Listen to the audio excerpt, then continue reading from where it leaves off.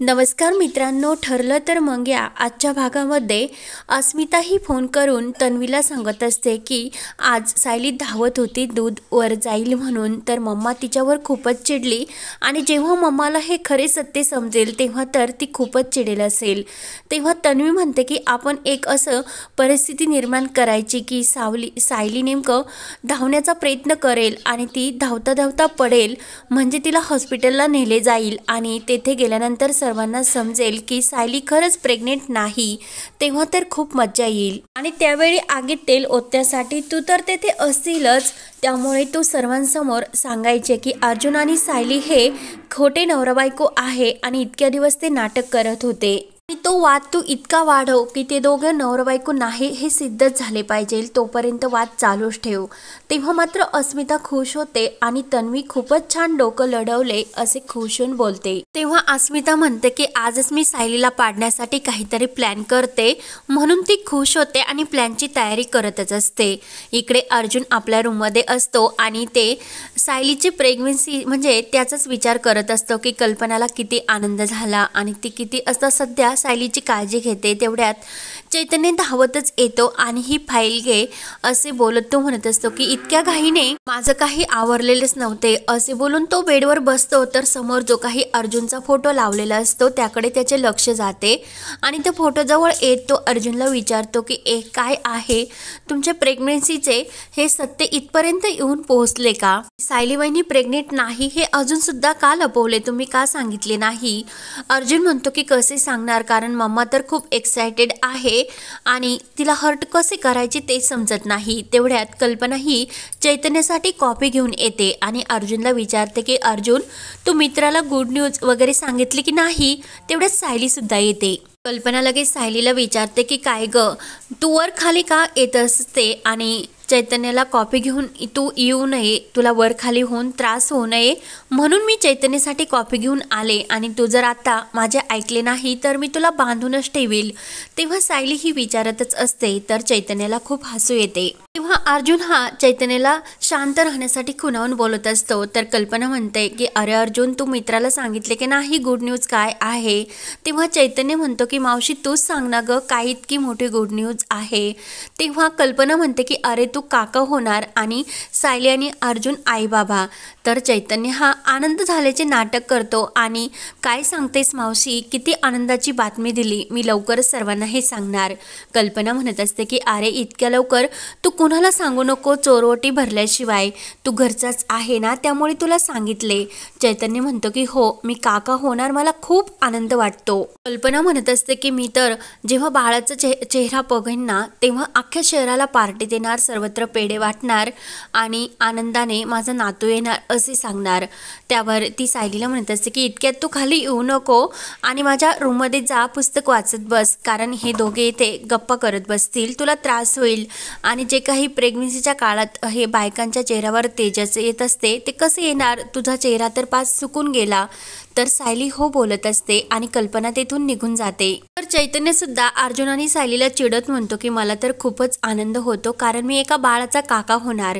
सायली म्हणत असते की अहो चैतन्य सर तुम्ही तरी आमची मस्करी करू नका, कारण आई तर आता किती ह्या आनंदी होत्यात, त्या अगोदर डोहाळ्या जेवणाची तयारी करत होत्यात आणि आता तर बाळाच्या बारशापर्यंत सुद्धा जाऊन पोहोचल्यात। आणि सायली अर्जुनला म्हणते की मला तर खूप भीती वाटते, आता यापुढे काय करायचे? अर्जुन सुद्धा टेन्शनमध्ये येतो। त्यानंतर इकडे पूर्णाई किल्लेदारांच्या घरी सायली प्रेग्नेंट आहे ही बातमी देण्यासाठी आलेले असते। रविराज पूर्णाईला बघतो आणि पूर्णाई आज अचानक येते कशा असे विचारतो। तेव्हा सुमन सुद्धा धावत येते आणि पूर्णाई तुम्ही आज चक्क येते?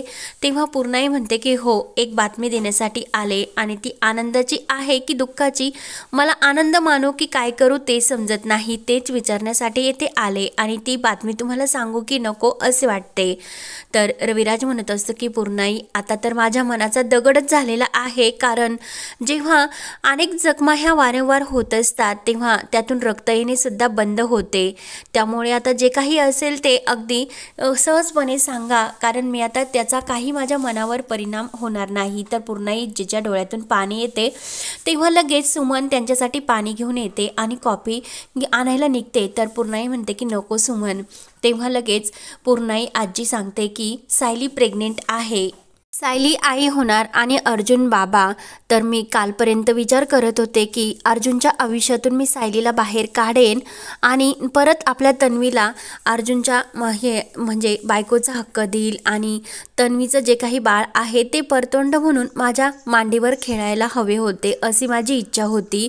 परंतु कालच्या ह्या गुड न्यूजमुळे मला तर काही समजत नाही. रविराज म्हणत असतो की ही तर आनंदाची बातमी आहे, कारण तुमच्या मांडीवर आता परतोंड खेळणार.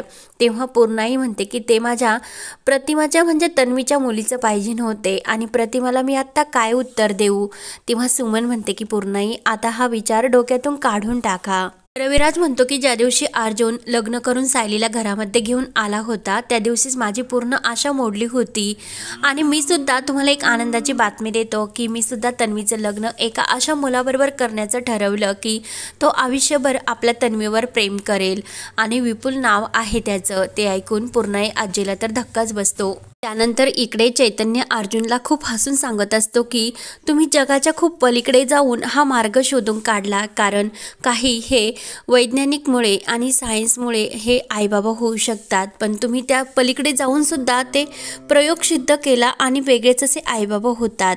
तुमच्या पुढे जगातले हे सायंटिक आणि सर्व वैज्ञानिक हे थक्क होतील. तेव्हा चैतन्य पुन्हा अर्जुनची चेष्टा करत म्हणतो की मला तर एक ऐवजी एक पुतणीच पाहिजे, कारण जगाला पुन्हा एकदा खडूस डिटेक्टिव्ह अर्जुनसारखा म्हणजे मुलगा न मिळण्यापेक्षा एक सायलीसारखी गोड आणि सोज्वळ मनाची मुलगी मिळायला हवी. त्यावर इकडे पूर्णाई ते ऐकून खूप दुःखी होते आणि आता तन्वीच्या लग्नाची मिठाई मला पचवता येते की नाही, कारण मी अजून जगू शकते की नाही याचं मला वाईट वाटते. म्हणून पूर्णाई तेथून निघलेली असते. तर प्रिया त्यावेळी खाली आलेली असते आणि शांतपणे ती हे सर्व बघत असते की पूर्णाई नेमकं इथे कशाला आली असेल. त्यानंतर इकडे चैतन्य मात्र अर्जुनची पूर्ण अशी मस्करीच करत असतो की होणाऱ्या बाळाचं म्हणजे मुलीचं नाव आपण चंपा, चमेली किंवा गुलाब असे ठेवूया. तर अर्जुन आणखीनच चिडत असतो आणि आता यापुढे काय करायचे, कसे रिॲक्ट व्हायचे हेच मला समजत नाही असे अर्जुन बोलून हा इकडे टेन्शनमध्ये आलेला असतो. तर चैतन्य त्यावर हसतच असतो आणि हा भाग येथेच संपतो. पुढील भागामध्ये अर्जुन आणि सायली विचार करत असते की यातून आता मार्ग कसा काढायचो. त्यानंतर लगेच सायली ही हॉस्पिटलमध्ये फोन करून सांगत असते की मी तुमच्या हॉस्पिटलमध्ये काही टेस्ट करण्यासाठी आले होते आणि माझ्या काही वेगळ्याच टेस्ट घेतल्या गेल्या, परंतु वेगळेच रिपोर्ट्स आले आणि आम्ही खरे नवरा बायको नाहीत. मग मी प्रेग्नेंट कशी आहे. त्याचवेळीच अर्जुन हा रूममध्ये येतो आणि दरवाजा लावून घेतो आणि सायलीच्या हातातून तो फोन घेऊन विचारतो की तुम्ही कुणाला सांगत होतात की आपण खरे नवरा बायको नाहीत. तेव्हा सायली म्हणते की हॉस्पिटलमध्ये त्या नर्सला. तेव्हा आता पुढे काय घडणार हे पाहण्यासाठी चॅनलला नक्की सबस्क्राईब करत रहा. धन्यवाद.